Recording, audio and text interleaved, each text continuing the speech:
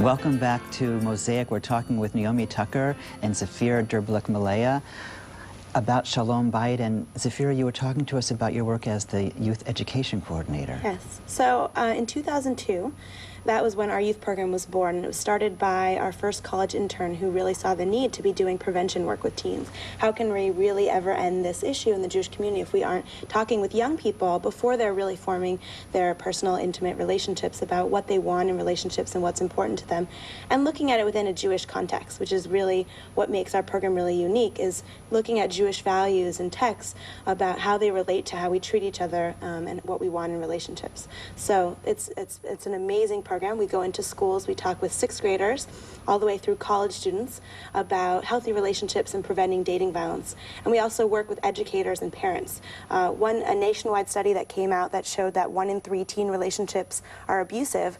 They also surveyed parents, and 81% of parents said that they didn't think teen dating violence was an issue, or they didn't know if it was an issue, which really struck me, as I'm seeing and talking with young people who really are experiencing this or seeing it within their friendships or their, peer groups, and their parents don't even realize it's an issue. So that's one of my favorite pieces of our program, is actually we do workshops with teens and concurrently do workshops with parents, and then bring them together at the end to do sort of an intergenerational conversation about relationships. And I imagine that having a conversation about this very sensitive topic actually probably opens up other areas of conversation between a parent and a child. Right. Well, the focus of our parent workshops is how to talk to their teens about relationships in general. So it's really a parenting workshop.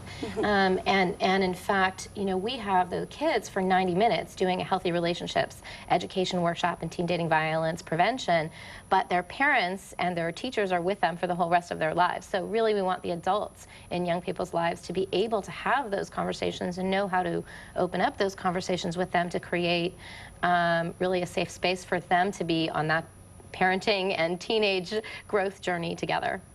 And I know Shalom Bayit in Hebrew means peace in the home, a Jewish value that comes out of our tradition. I'm wondering if there are ways in which you can sort of talk with us about how that value is articulated in actually the programs you do, because it occurs to me when you talk with kids about abusive relationships and what they look like and how to have healthy relationships, when you're talking about parents and kids and how to actually have healthy relationship, that in fact you're helping to create a sense of Shalom Bayit, a sense of peace in the home in a very healthy way.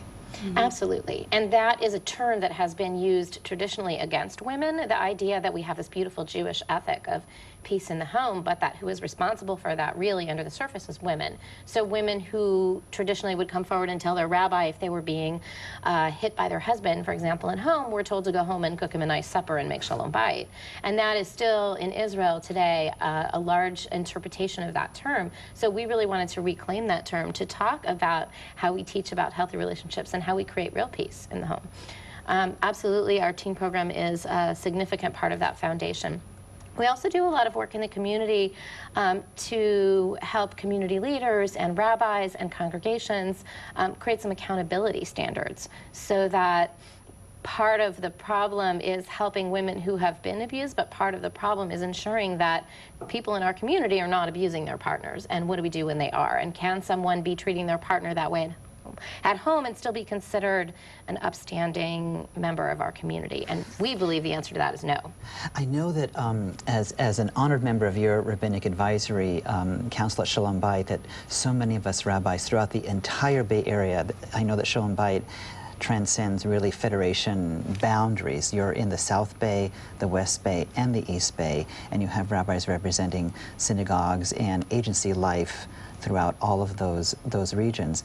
I'm wondering, given the delicacy of what I know Shalom Bayit does, if you can share with us a little bit about how rabbis have gone through the process with their boards and in their synagogues in particular, about how to have these policies that are supportive of people, of women who find themselves in domestic violence situations. Sure. Well, our relationship with the rabbis is really a beautiful two-way street.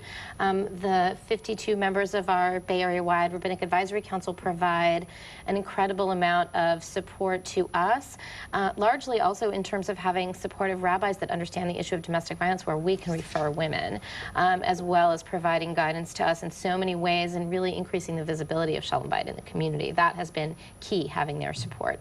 And as well, We provide training and consultation to rabbis, so we get calls from perhaps a rabbi who's doing premarital counseling and saying, I'm seeing some warning signs, what does this look like to you? Or I have a woman sitting in my office, will you speak to her? Will you come and work with our teens? Really weaving domestic violence prevention and intervention into all different aspects of congregational life. We need to take a quick break. The time is going so quickly, so please come back to us here at Mosaic as we continue the conversation with Shalom Bayit.